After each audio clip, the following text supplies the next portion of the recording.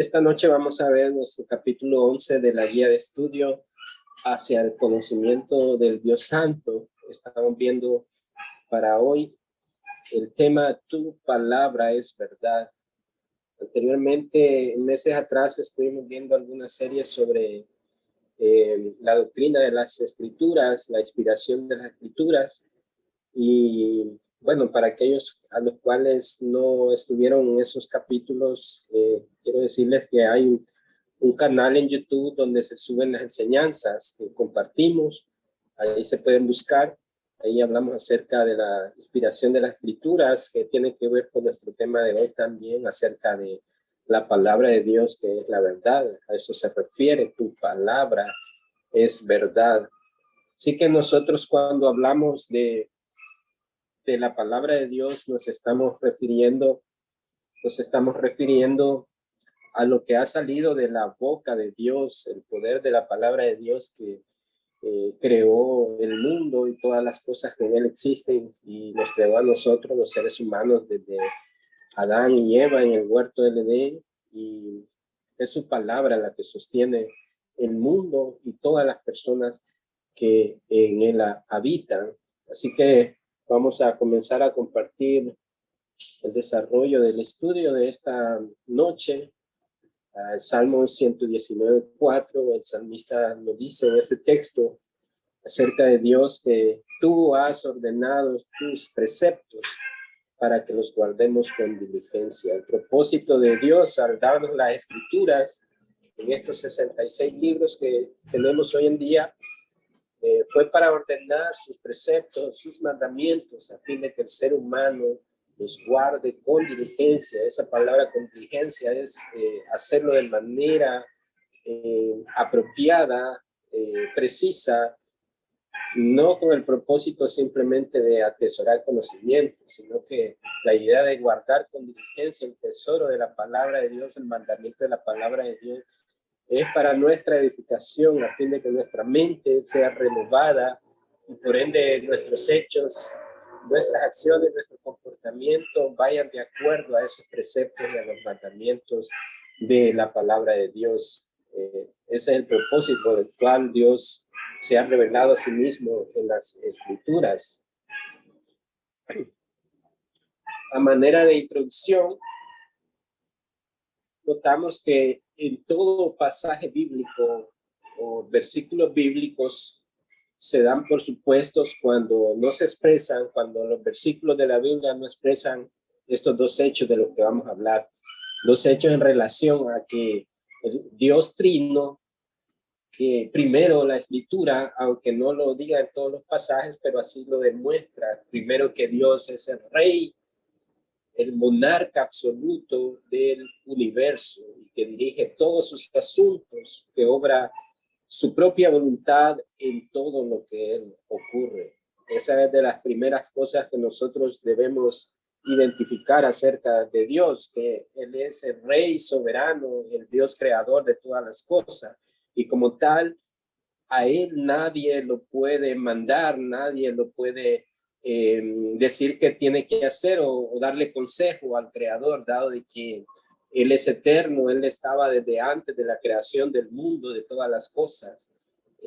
Todo este universo ha sido creado por este rey, monarca, eterno Dios, quien dirige todos sus asuntos, dado que él tiene la facultad como Dios, como el único que ha creado todas las cosas. Por lo tanto, él dirige todos los asuntos de la creación y de las personas mismas, que obra su propia voluntad en todo lo que él ocurre. Decimos que como este rey monarca y Dios soberano en el universo, él está detrás de todos los acontecimientos del mundo y está llevando a cabo el propósito de su voluntad, aunque nosotros a veces no las entendamos cuando nos parece que son días oscuros, son malos, pero la Biblia dice que aquellos que aman a Dios, todas las cosas les ayudan a bien.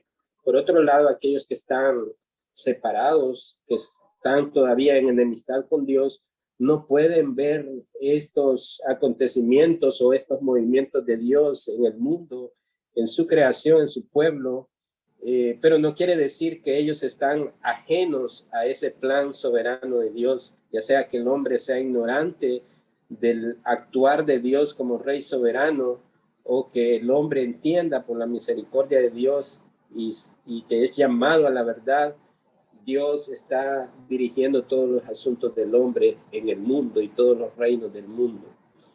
Ahora, también el segundo hecho es el de que él habla pronunciando palabras que expresan su voluntad a fin de que ella se cumpla. A esto es que le llamamos la revelación especial de Dios, su palabra, las escrituras, porque ¿de qué manera el ser humano podría conocer a Dios?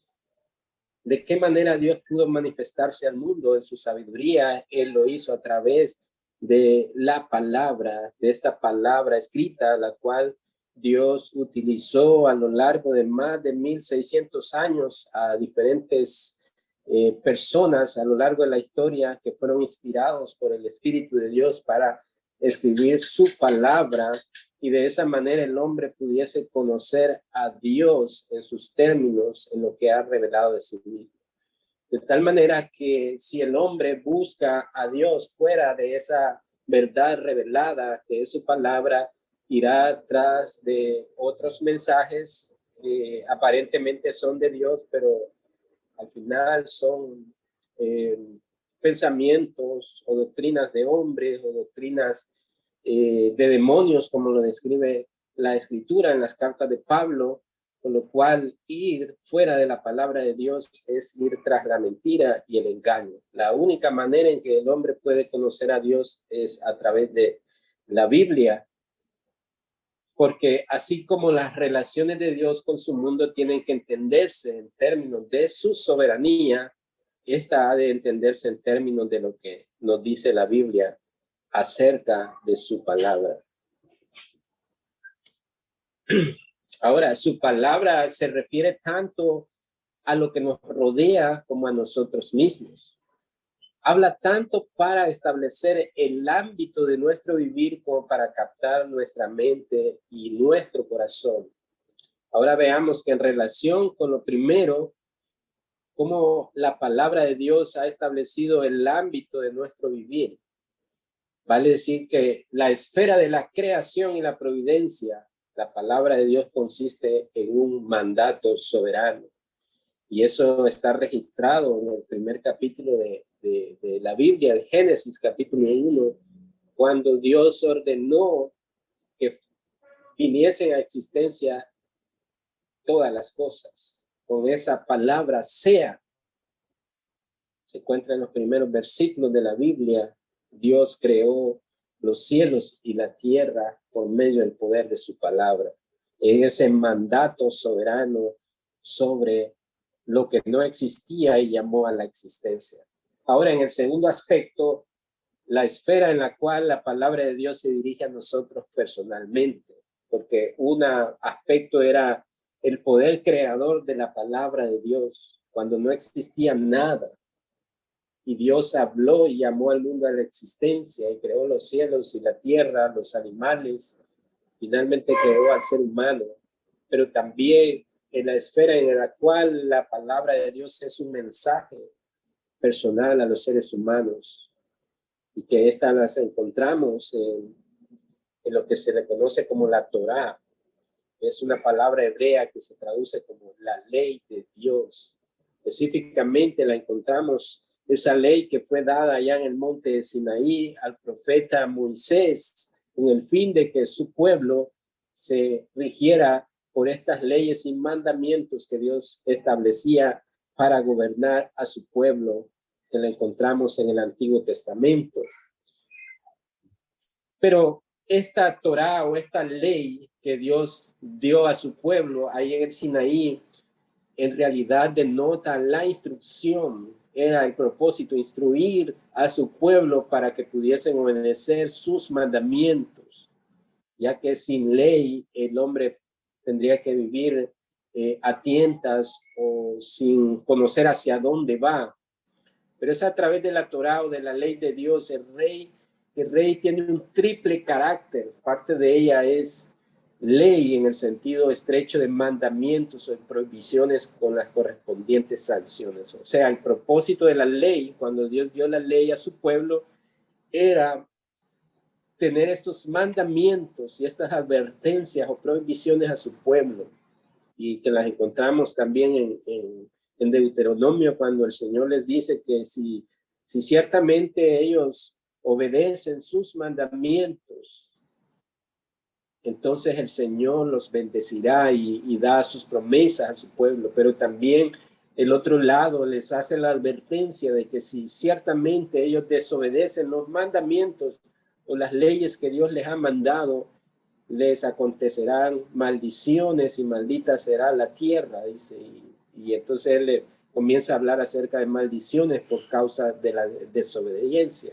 Así que la ley en ese sentido restringe al hombre a no quebrantar esa ley de Dios, porque le da la advertencia, así como lo había hecho con Adán en el huerto del Edén, que el día que ellos comieran del árbol del conocimiento del bien y el mal, ese día ellos perecerían. Una muerte espiritual, pero también una muerte física. Esa misma advertencia continuaba a través de la ley a fin de restringir la desobediencia o la maldad inherente ya en el hombre a través de la naturaleza pecaminosa. Pero también la ley fungía en parte como ese testimonio, una información suministrada por Dios mismo a los hombres y sus respectivos actos, propósitos, naturaleza y expectativa. Eran los testimonios, la palabra de Dios, el testimonio de la ley, la palabra de Dios, como esa información suministrada de Dios mismo a los hombres. Y nos revelaba ahí sus actos, los propósitos de Dios en la naturaleza y las expectativas que él tenía del hombre al obedecer sus mandamientos. Así que vemos ahí el propósito de la ley, de la palabra escrita de Dios ahí del Antiguo Testamento con su pueblo Israel. Ahora, la palabra que Dios nos dirige directamente a nosotros es como lo es un discurso real, solo que en mayor medida un instrumento no solo de gobierno, sino también de comunión. El propósito del Rey soberano, Dios, no solamente era dar esta palabra, dar esta instrucción y mandamientos, no solamente como ese rey que gobierna sobre sus súbditos, que trae un mensaje al cual sus súbditos deben de obedecer, sino también que tiene la implicación de una comunión. Dios desea la comunión con el hombre a través del conocimiento de su verdad, su palabra que ha sido dada al hombre. Así que la intención de que el hombre conozca su palabra es que conozca a Dios mismo y pueda tener esa comunión de manera como él lo ha establecido, a la manera de Dios, no a la manera de los hombres. Los hombres no pueden imponer sus formas de pensar, su manera de amar a Dios. No, es a la manera que Dios lo ha establecido, esa comunión.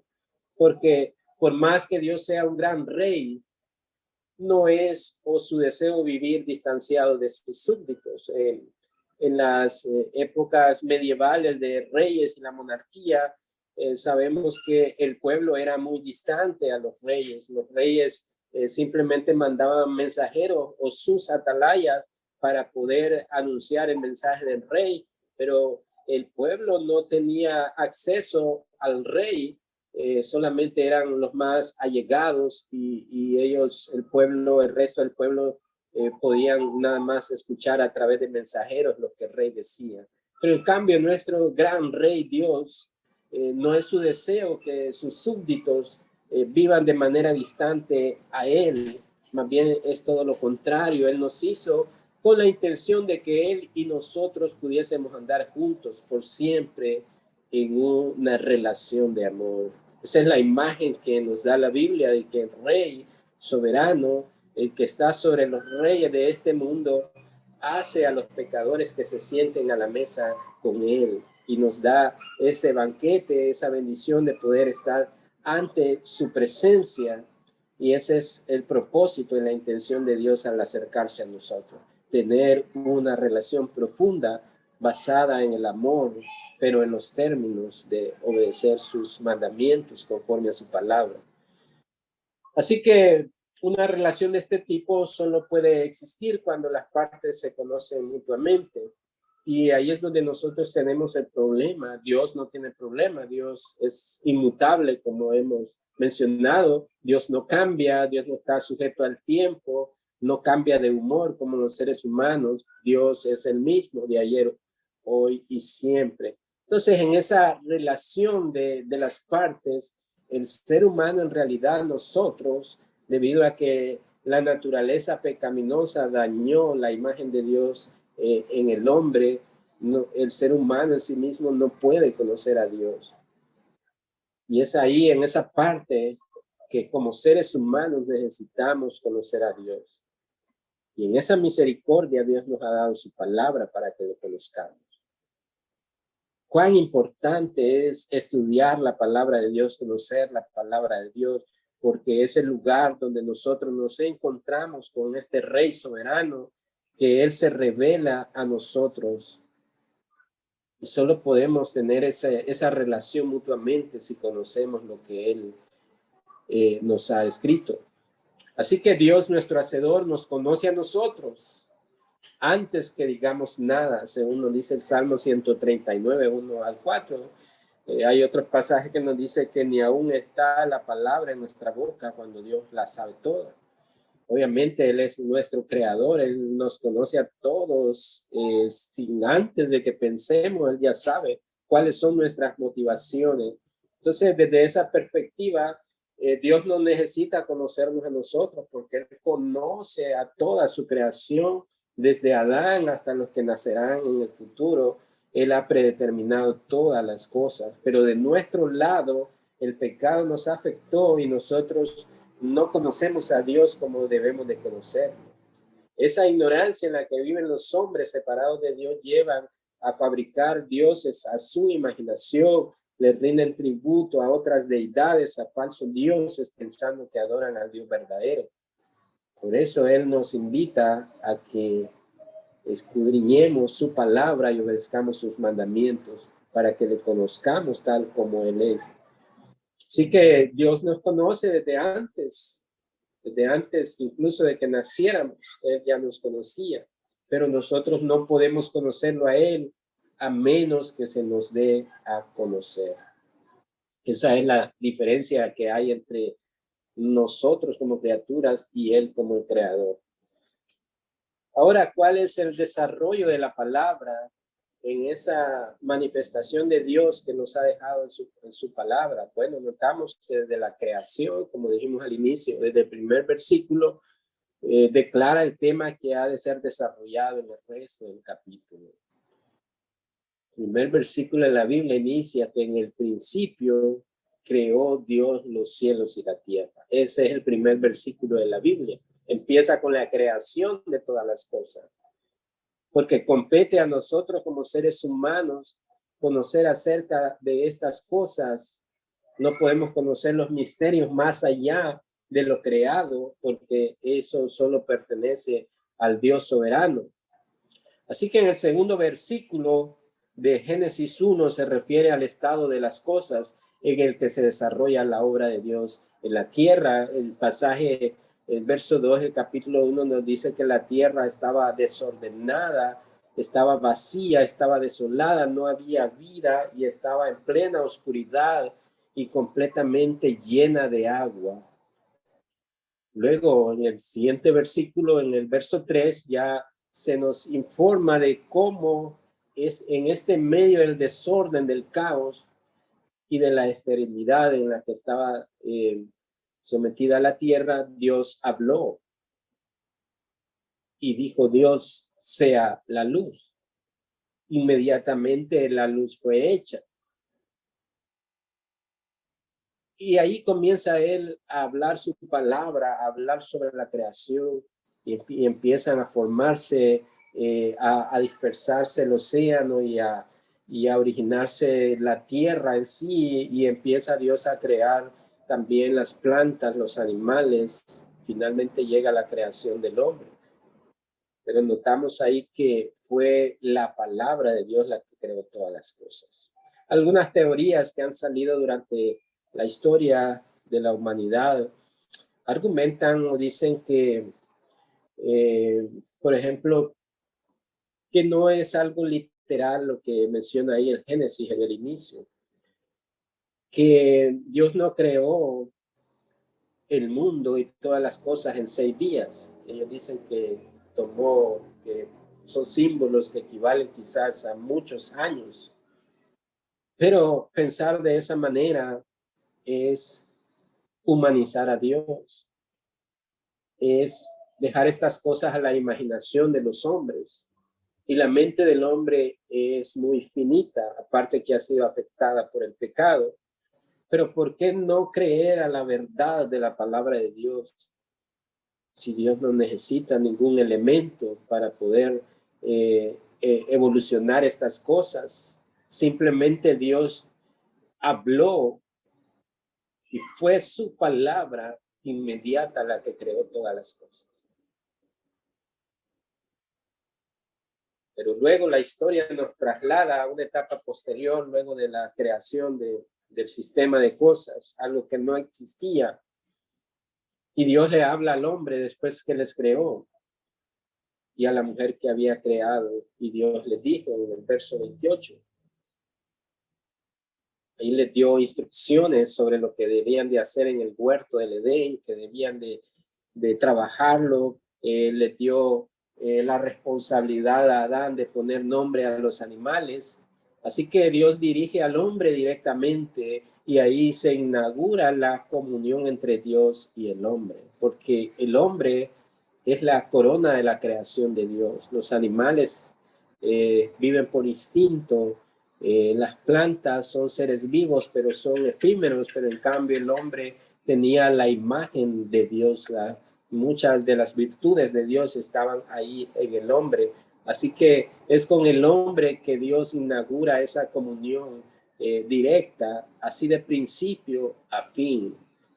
La Biblia insiste por una parte en que todas las circunstancias y acontecimientos en el mundo están determinados por la palabra de Dios. Ahí notamos cuán importante ha sido la palabra de Dios en toda la historia de la creación y de la inauguración de la comunión de Dios y el hombre. Así que Dios, el omnipotente, dijo, sea. Su palabra creadora hizo posible todas estas cosas. Y la escritura describe todo lo que ocurre como un cumplimiento de la palabra de Dios desde los cambios en el tiempo hasta el surgimiento y la caída de las naciones. Todos los relatos de la historia bíblica encontramos ahí que Dios puso reyes, quitó reyes, que Dios trajo juicio a través del diluvio en Génesis 6, que Dios también destruyó a una ciudad tan pecaminosa como Sodoma y Gomorra, pero que Dios también guió a su pueblo a través del desierto en una nube de día y columna de fuego en la noche. Así que vemos que todo ha sido un cumplimiento de la palabra de Dios y que Él ha estado detrás de la historia de los individuos y de cada nación, con lo cual a nosotros nos debe dar consuelo poder descansar en la soberanía de Dios, aún en estos tiempos en que estamos viviendo de muchas situaciones de enfermedades, de virus y de cosas que se dan a nivel político, a nivel mundial. Nosotros tenemos la certeza que Dios está llevando a cabo su soberano plan en todas las naciones y en cada individuo. Ahora, ¿qué exige de nosotros la palabra de Dios? Pero lo que la palabra de Dios exige de nosotros y que no depende meramente de nuestra relación con Él como criaturas y súbditos. Lo que demanda Dios de nosotros a través de su palabra es que la creamos y la obedezcamos. Y no solamente porque Él nos manda que lo hagamos, sino también y en primer lugar porque se trata de palabras verdaderas, porque su autor es Dios mismo. Como nos dice ahí, estos pasajes que están ahí, Dios es Dios de verdad, grande en verdad, y que hasta los cielos llega tu verdad. O sea, la comparación que nos hace ahí el escritor al comparar la palabra de Dios en un grado como superlativo o máximo, al comparar la palabra de Dios que es una verdad que llega hasta los cielos. Es decir, es universal e ilimitada la palabra de Dios. Por lo tanto, en Juan 17:17, Jesús mismo, orando al Padre, dice, tu palabra es verdad. El Hijo de Dios, Cristo mismo, atestiguó la palabra de Dios, la veracidad de la palabra de Dios. Luego el Salmo 119, 160 nos dice, la suma de tu palabra es verdad. Finalmente, según Samuel 7:28, dice, tú eres días y tus palabras son verdad. Así que lo que exige de nosotros la palabra de Dios es que la obedezcamos, que la creamos y la obedezcamos. Porque estas son palabras verdaderas, porque Dios no es mentiroso. Su palabra se cumplirá y debemos de hacer bien en creerla y obedecerla. Eso es la exigencia que da Dios a los seres humanos en cuanto a la obediencia que deben de tener a sus mandamientos y a su ley escrita. Y el autor nos continúa diciendo ahí que es por eso que sus palabras son verdad y no pueden ser otra cosa que verdad. Porque Dios no es mentiroso. Constituyen el índice de lo real. La palabra de Dios es tan real más que nosotros mismos. Ellas nos muestran las cosas tal como son. Si nosotros queremos vernos como a un espejo, la palabra de Dios es ese espejo. Y la palabra de Dios no miente porque la palabra de Dios describe de manera perfecta, precisa, la condición de nuestra pecaminosidad cuando vivimos apartados de Dios. Usted ha escuchado muchas veces que personas que asisten a iglesias de repente llegan como visitas y pues al finalizar la predicación de la palabra, bueno, en iglesias donde en verdad se predican la palabra, pueden llegar a pensar de que alguien le contó a ese predicador la situación que estaba pasando y pueden decir a su amigo, hey, seguramente le contaste al pastor mi situación, mas no entienden que la palabra de Dios es como ese espejo. Es un espejo que nos desnuda, que hace ver nuestra realidad pecaminosa delante de Dios. Recuerdo que en una ocasión yo suelo mandar algunos pequeños mensajes de la palabra de Dios a diferentes personas por WhatsApp. Una persona se molestó por el mensaje que yo envié y yo lo envié a varias personas, no pensando en nadie, simplemente en compartir la palabra de Dios. Esta persona se molestó y pensó que era algo personal o que yo le sabía algo, algún secreto y que estaba intentando decirle algo, pues yo le mencioné que no, que era un mensaje que le enviaba así de manera grupal, pero que la palabra de Dios tenía ese poder de desnudarnos y revelar la condición cuando muchas veces queremos escaparnos de Dios, huir de Dios. Entonces, nos molesta o nos ofende la palabra de Dios sin darnos cuenta que es la misma escritura la que nos revela la condición en que nos encontramos. Eso es lo que hace la palabra de verdad y que no puede ser otra más que la verdad. Así que la palabra de Dios nos muestra las cosas tal como son y cómo lo serán para nosotros en el futuro.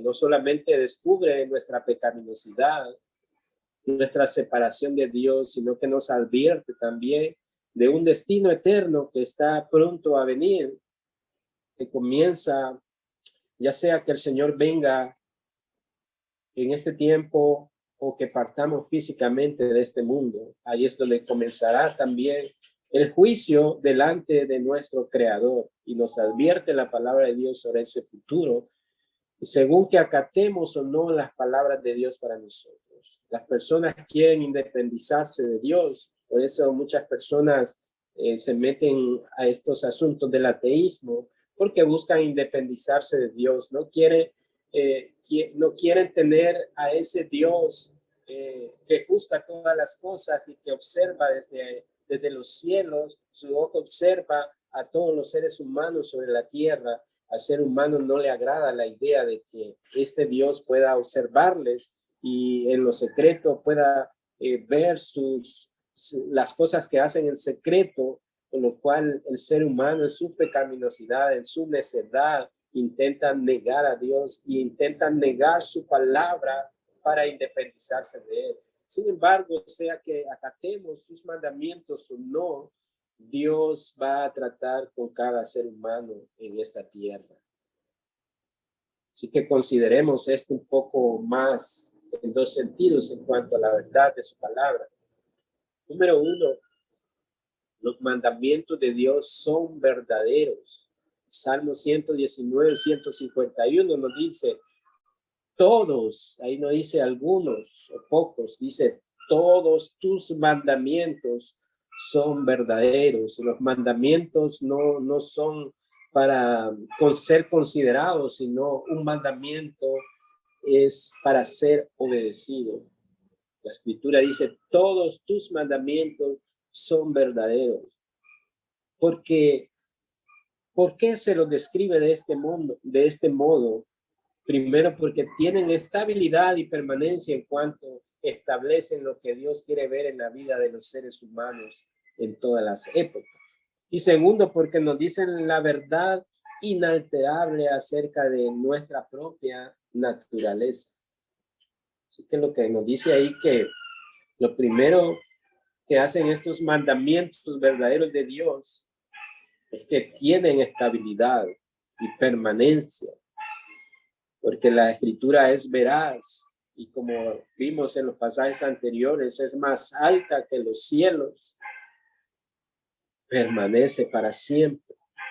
Y de esa manera establece lo que Dios quiere ver en la vida de los seres humanos. Esos son los mandamientos de Dios en todas las épocas, no solamente para el mundo antiguo donde fue escrita la palabra de Dios, sino para todas las edades y todas las generaciones. Los mandamientos de Dios son vigentes y permanentes, de tal manera que esos 10 mandamientos en el Sinaí continúan de manera vigente hoy en día. Pues el mandamiento es: no tendrás dioses ajenos delante de mí, no tomarás el nombre de Dios en vano, honrarás a tu padre y a tu madre. Y todos estos mandamientos son de permanencia y dan estabilidad a la vida de los seres humanos en todas las épocas. Sí se obedecen, pero si se quebrantan, estos mandamientos se convierten en la ley que enjuiciará o ha enjuiciado a todo ser humano.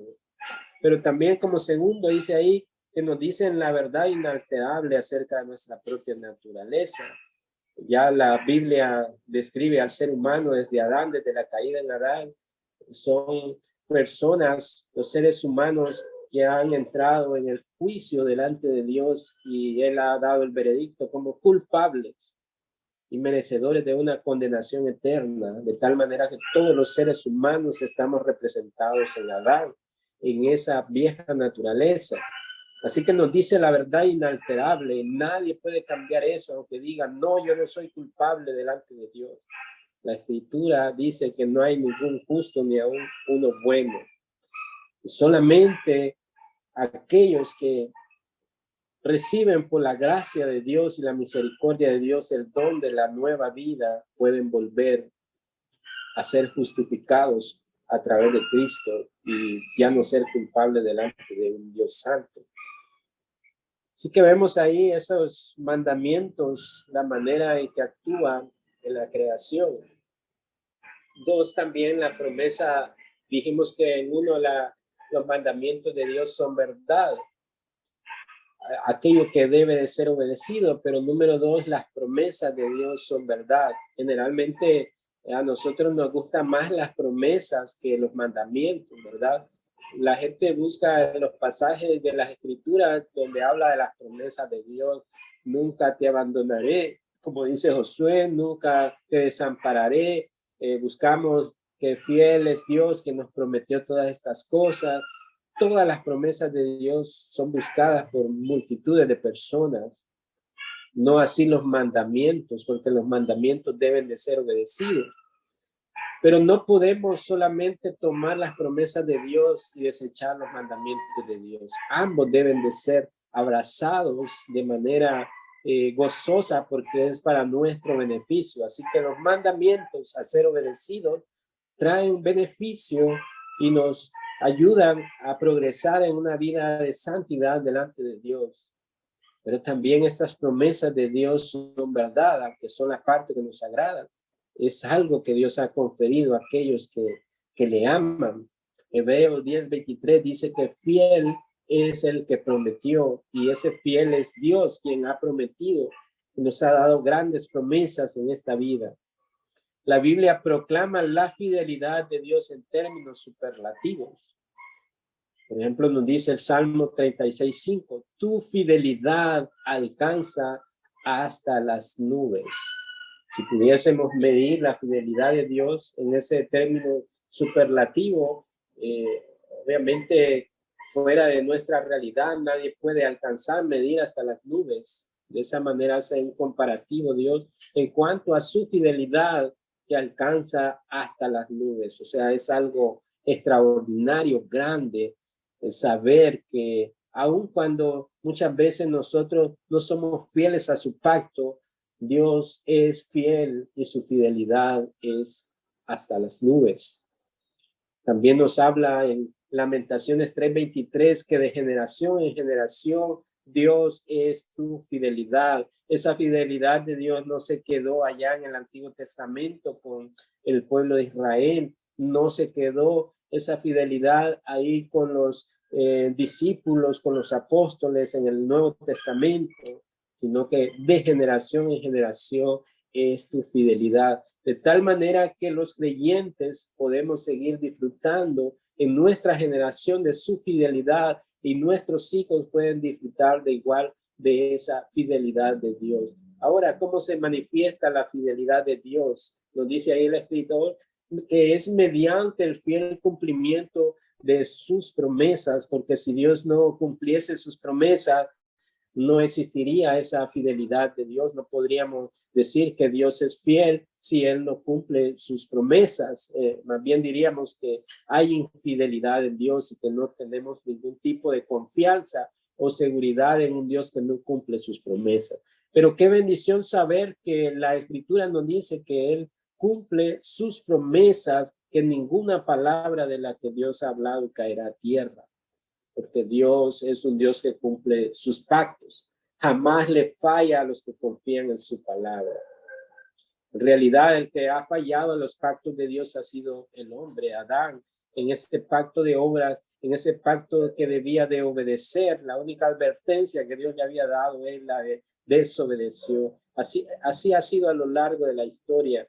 El ser humano, el pueblo de Dios, ha violado constantemente los pactos de Dios, el pacto de Dios, y Dios ha cumplido de manera cabal su pacto porque Dios es inmutable y jamás le fallará a todos aquellos que confían en su palabra. Un ejemplo que encontramos en la Escritura es el patriarca Abraham. En el Antiguo Testamento es conocida la historia de Abraham porque era alguien ya entrado en años, muchos años, ya anciano, y él comprobó la fidelidad de Dios cuando esperó a lo largo de un cuarto de siglo en su ancianidad a que se produjese el nacimiento del heredero prometido, Isaac, que también aparte su mujer Sara era una anciana que naturalmente era imposible que diera a luz. Sin embargo, Dios, que no miente, su propósito soberano había determinado que Abraham iba a tener un hijo, lo cual era la línea escogida de Dios, por lo cual vendría en un futuro también el Mesías.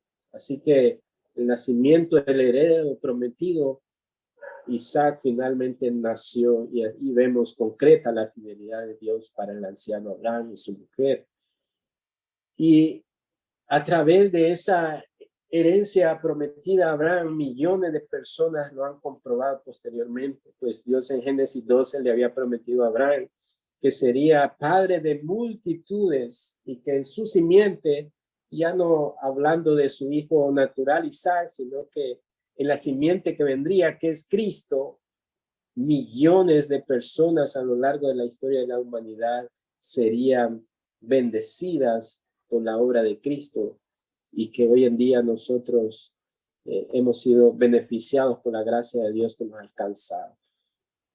Así que vemos que Dios cumple sus promesas, y nosotros debemos tener un conocimiento pleno de las promesas, porque cuando nosotros conocemos las promesas de Dios en las Escrituras, tenemos mayor ventaja en la oración. Muchas personas dicen, yo no sé qué orar, porque la gente está acostumbrada a pensar que la oración es llevar un listado como del supermercado y acercarse a Dios y decirle, Señor, dame esto, dame lo otro, quiero esto, quiero otro.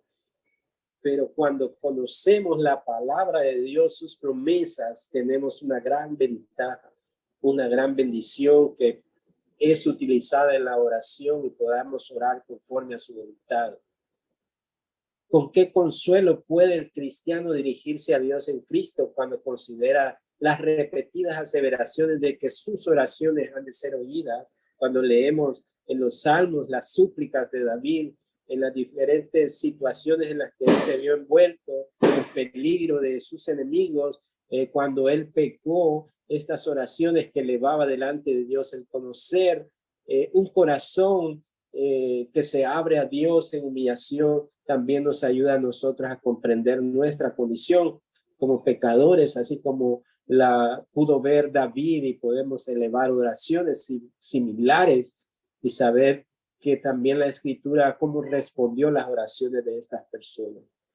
Con cuánta satisfacción ha de ofrecer ante el altar los diversos anhelos de su corazón cuando reflexiona sobre los versículos que contienen las promesas de su misericordia.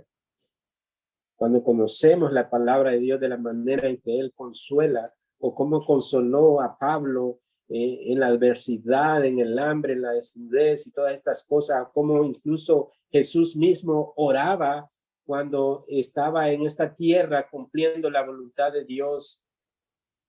El conocer estas oraciones nos lleva a reflexionar sobre las promesas de la misericordia de Dios, y podemos elevar oraciones que son agradables delante de Dios, ya no oraciones centradas en nosotros mismos, sino aquellas que honran su nombre y que seguramente responderá porque son conforme a su voluntad.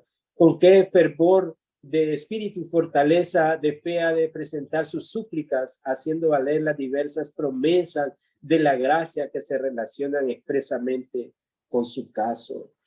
Dígame, ¿cuántas personas puede elevar una oración diciendo, Señor, no me gusta cómo soy yo mismo, no me gusta mi carácter, Señor, ayúdame a hacer mi carácter conforme a tu verdad, conforme a tu palabra, y quiero ser más humilde. Pocas oraciones se elevan hoy en día en este sentido de la humillación delante de Dios. Generalmente, incluso personas oran diciendo, Señor, el problema es mi esposo o mi marido, mi esposa, esta persona, esta amiga o compañero. Señor, cámbiala, mira qué mal está, y no vemos hacia nosotros mismos. Entonces desaprovechamos la oportunidad de elevar súplicas, haciendo valer estas diversas promesas de la gracia que Él ha prometido que estará con nosotros, pero que en ese estar con nosotros, Él nos está también de alguna manera confrontando a fin de que seamos nosotros cambiados totalmente desde adentro hacia afuera. Estas cosas se entendían en otros tiempos. Todas estas oraciones, incluso en aquellos tiempos, casi toda persona podía elevar a Dios oración, agradecer por los alimentos, o el campesino cuando iba a sembrar oraba al Señor. Hoy en día, ¿qué ha pasado? Nuestros niños que vemos, nadie quiere orar. Todos están ocupados en diversas cosas. Los tiempos han cambiado.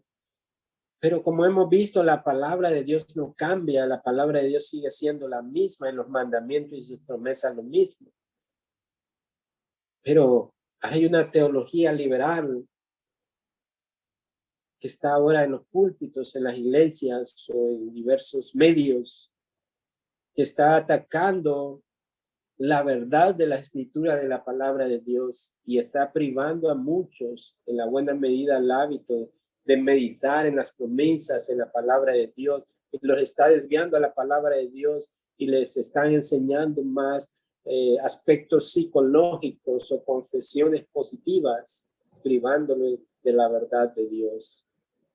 Y de esa manera el ser humano afecta sus oraciones, ya demanda a Dios como que fuera el servidor de él y le exige a Dios. Eso es lo que ha hecho esta teología liberal y los ministros que han menospreciado la palabra de Dios también han llevado a las personas a orar de una manera blasfema delante del Dios santo y soberano. Así que privarnos de la palabra de Dios nos va a llevar al error y al engaño. Nos afecta también de aventurarnos a encarar con la fe la vida todos los días solo en la medida en que nos lo permiten las promesas. Conocer la palabra de Dios nos confiere ese beneficio también de descansar en sus promesas y orar de manera apropiada. El autor nos dice ahí que es un cristiano. Nos dice ahí que se lo puede escribir desde muchos ángulos. ¿Qué es un cristiano? Porque hoy en día esa palabra es muy superficial de la manera en que ahora se toma, ¿verdad? Cualquiera ahora dice que es cristiano, pero el autor nos describe en muchos ángulos de qué es un cristiano, pero por lo menos hemos dicho, resulta claro que podemos abarcarlo todo diciendo que es una persona, este es un cristiano, es una persona que acepta la palabra de Dios y vive amparado en ella. Se somete sin reserva a la palabra de Dios que está escrita. En primer lugar, acepta la palabra de Dios como suficiente, como la verdad de Dios. Pero no solamente eso, sino que vive o que practica esa palabra de Dios. Porque si solamente afirma de que sí es la palabra de Dios, la escritura nos dice, los demonios también creen la palabra de Dios y tiemblan, sin embargo siguen siendo demonios. Sin una transformación en nuestra vida, sin una práctica de vida, la palabra de Dios, no podemos decir que seamos cristianos. Es a través de una vida práctica que adorna la palabra de Dios es que se nos identifica como cristianos verdaderos. Son creyentes sometidos sin reserva a la palabra de Dios que está escrita. Cristiano cree su enseñanza, confía en sus promesas, sigue sus mandamientos, sus ojos se dirigen al Dios de la Biblia como su Padre y hacia el Cristo de la Biblia como su Salvador. Dirá si se le pregunta que la palabra de Dios no solamente lo ha convencido de pecado, sino que le ha asegurado el perdón. Su conciencia, como la de Lutero, está cautiva a la palabra de Dios y aspira como el salmista a que su vida toda esté en línea con ella. Queremos saber quién es un cristiano, es todos estos elementos que nos describe el autor. Alguien que ha sido convencido por la palabra de que es un pecador, pero que también ha recibido gracia para perdón de sus pecados y que su conciencia está sometida únicamente a la palabra de Dios. Sí, nos dice el salmista, ojalá fuesen ordenados mis caminos para guardar tus estatutos. no me dejes desviar de tus mandamientos. Notamos ahí estas palabras que nosotros podemos tomarlas para nuestras oraciones personales también, como de esa manera en que ora el salmista. Qué bonito decirle al Señor, Señor, no me dejes desviar de tus mandamientos. Señor, enséñame tus estatutos, hazme entender el camino de tus mandamientos. Señor, inclina mi corazón a tus testimonios. Señor, sea mi corazón íntegro en tus estatutos. Eso es lo que hace la verdad de la palabra de Dios en el corazón y la mente del creyente. Ya no busca su propia gloria, ya no busca su propio deseo, sino que la gloria de Dios se convierte en el deseo y la pasión de ese creyente y está dispuesto a hacer todo para poder honrarle. Ahora, la manera en que nosotros respondemos a la palabra de Dios define nuestro futuro eterno, porque hemos dicho que tanto creyentes o no creyentes darán cuenta de sí delante del trono de Dios en aquel día, en ese futuro eterno. Y como hemos visto en esta noche, en esta lección, fue la palabra de Dios soberano quien creó todas las cosas, incluido cada ser humano desde Adán, y sea que el hombre viva en este mundo ignorando esa verdad por causa de su pecado, sin lugar a dudas, por la misma palabra de Dios es juzgado. Pero aquellos que por la gracia divina han sido despertados a la verdad, pues se requiere que vivan conforme al mandamiento y a las promesas de Dios, los cuales les traen consuelo en este mundo caído y esperanza en el futuro glorioso en el reino de nuestro Dios. ¿De qué manera viviremos en este mundo?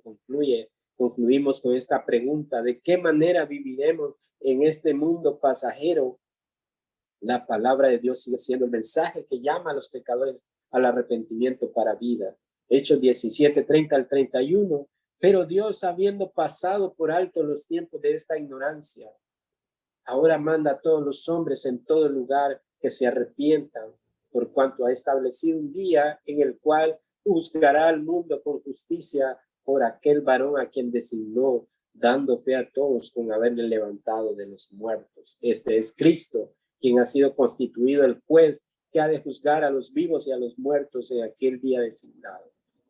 Así que Dios pide a los hombres que se arrepientan en todo lugar. Y esto comienza con el reconocimiento de la maldad propia, de la naturaleza pecaminosa, clamando a un Dios justo, a un Dios santo, al cual ha ofendido, al cual ha traicionado, al cual ha quebrantado su ley y sus mandamientos, para que por gracia y misericordia de Dios pueda concederle un corazón nuevo para que pueda amarle, para que pueda obedecer sus mandamientos. De otra manera, el hombre seguirá en oscuridad, seguirá en los caminos vanos de la vida, en la vanidad, en la vanagloria de este mundo, pero cosechará una condenación eterna en ese día. Oremos en esta noche. Padre, te damos gracias porque qué maravilloso es saber que tú nos has dejado tu palabra, Señor. Fue tu palabra la que nos creó, Señor. Como decía, Señor Spurgeon, no es de extrañar que tu palabra sea la que nos sostiene en este mundo. Qué poderosa es tu palabra, Señor. Que al pensar en ella, valoremos, Señor, qué sabiduría tan grande, más alta que los cielos, Señor, la tuya, el podernos darnos esta palabra que está viva, que revela nuestra maldad, con el fin de que nos arrepintamos y que clamemos a ti por misericordia para que nos conceda el don de la vida eterna, Señor. Y en esta noche, concede el don de la vida eterna a aquellos, Señor, que están muertos en sus delitos y pecados, para que puedan venir a la vida, Señor, y experimentar, Señor, una nueva naturaleza en ti, Señor, que te ame, que te honre y se goce en tus mandamientos. Te damos gracias en esta noche en Cristo Jesús. Amén y amén. Muchas gracias en esta noche por haberse conectado a la transmisión. Estaremos la próxima semana